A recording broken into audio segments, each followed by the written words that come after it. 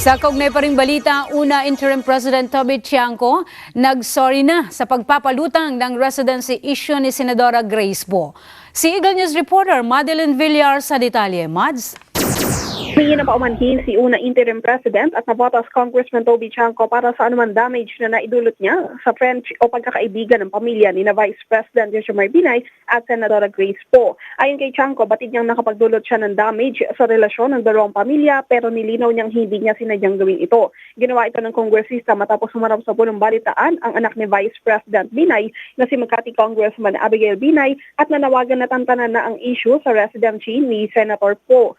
Sinabi ni Tiangco na susundin niya ang pakiusap ni Congressman Binay at mula ngayon, hindi na niya uungkatin ang isyong ito. Hahayaan na umano niyang sa legal na paraan lamang maresolba ang naturang usapin. Gagawin umano ito ng kongresista batay sa kanyang respeto kay Congressman Binay bilang kapartido at kaibigan.